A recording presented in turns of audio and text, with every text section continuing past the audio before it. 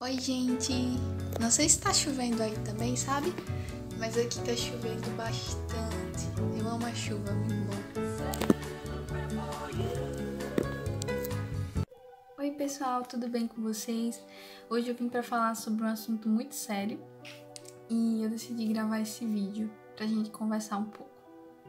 Se você sabe, mas esse mês é o mês laranja, é o mês contra o assédio, contra a exploração sexual de crianças e adolescentes. Eu preciso falar para as pessoas algo relacionado a isso, e eu lembrei de uma passagem bíblica que está lá em Juízes, capítulo 19. Essa história é tão triste porque ela aconteceu, mas aparentemente as pessoas que presenciaram ela fingiram que não viram, fingiram que nada tinha acontecido. Trágico. Essa história acontece em uma época em que a sociedade do povo de Israel estava totalmente distanciada de Deus, não tinha rei, não tinha leis, não tinha moral. Eles faziam o que imaginavam que era certo fazer. Então, imagine uma sociedade corrompida, uma sociedade totalmente longe de Deus. É interessante que quanto mais longe uma sociedade está dos padrões de Deus, quanto mais longe ela está de Deus, mais corrompida ela fica. E mais desastres tendem a acontecer. E foi isso que aconteceu. É a história da concubina do levita. E esse levita tinha essa concubina. Ela era a sua esposa, ele casou com ela. Mas chegou um momento que algo aconteceu entre eles e eles se separaram. A concubina voltou para a casa do seu pai e passou lá um tempo, até que o levita foi lá buscar ela. E quando ele chegou lá, o pai da concubina recebeu ele em casa e eles passaram alguns dias lá. Só que ele queria voltar para casa e queria levar ela também. Interessante que o pai dela insiste alguns dias para que ele fique mais um pouco. E toda noite, quando ele dizia que ia partir, o pai dela dizia: não, fique um pouco mais, não vá agora. E ele e ele ficava um pouco mais. Só que teve um dia que ele disse: não, não dá mais, eu vou embora. E ele pegou a concubina, pegou os seus jumentinhos, foi com os seus servos embora. Até que eles pararam numa cidade chamada Gibeá, nome da cidade, e eles ficaram na praça. Nessa época tinha um costume de quando tinha um viajante na praça, alguém da cidade oferecia hospedagem. E passou um senhorzinho, indo em direção à sua casa, viu o viajante com a sua concubina e disse: olha, por que você não fica lá na minha casa? Eu dou hospedagem para você. E então foi o que aconteceu. O levita, junto com a sua concubina, foram para casa desse senhorzinho. Só que aí uma coisa muito trágica aconteceu, um vitupério. Eles estavam lá nessa casa quando de repente um bando de criminosos, malfeitores, pararam nessa casa. Eram criminosos da cidade. E quando eles pararam lá, eles pediram para o senhor da casa. Eles negociaram com o senhor da casa e disseram: olha, tira para fora esse viajante que a gente quer conhecer ele, a gente quer abusar dele. Isso mesmo.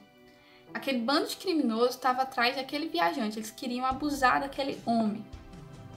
E aí o senhor da casa saiu para fora e disse: não, por favor, não faça isso com o meu hóspede.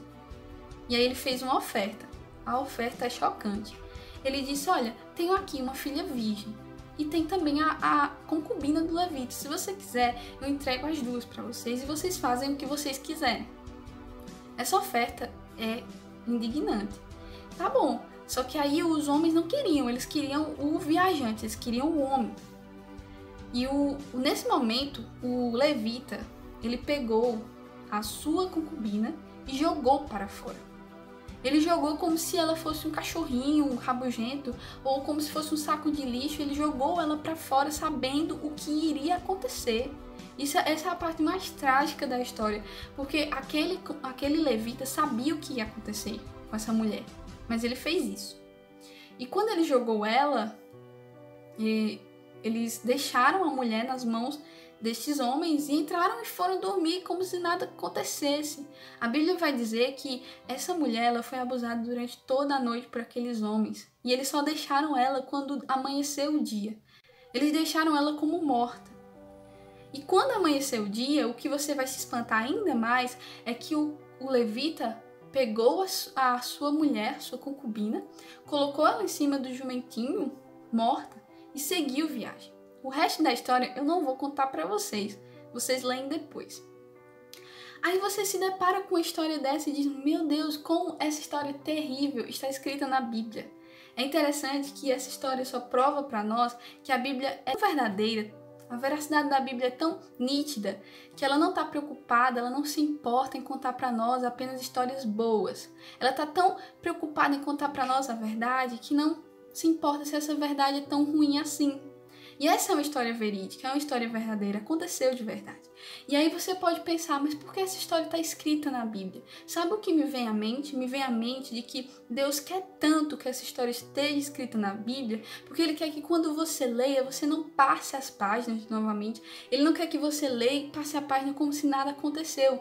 Deus quer que você leia essa passagem e se revolte, se perturbe, se indigne com a injustiça que aconteceu aqui.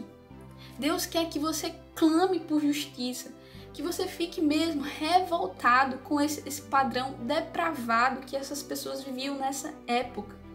Aí você pode pensar, era só nessa época que acontecia? Não, até hoje acontece.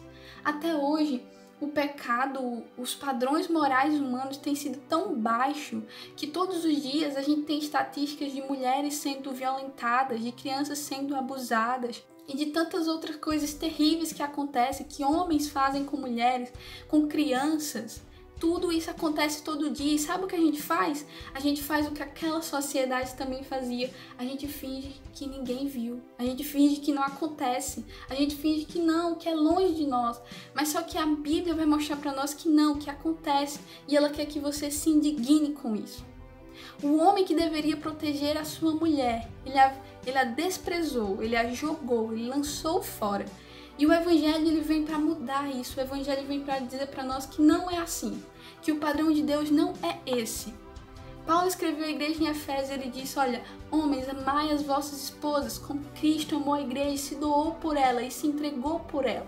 Deus quer que os homens dele, os servos dele, se entreguem pelas suas esposas, que eles protejam as suas crianças, que eles amem as suas esposas ao ponto de dar a sua própria vida. Deus não quer que eles sejam os violentadores.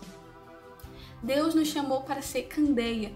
Deus nos chamou para ser uma cidade iluminada. O Senhor nos chamou para protestar contra o pecado. O Senhor nos chamou para nos indignar contra as coisas ruins que acontecem, contra o abuso, contra o assédio. Seja você quem vai proteger os pequeninos que Cristo mandou. Seja você que vai proteger as mulheres que Cristo disse que era pra gente proteger. Espero que vocês tenham gostado desse vídeo. Espero que esse vídeo tenha falado algo ao seu coração. Até a próxima. Tchau, tchau.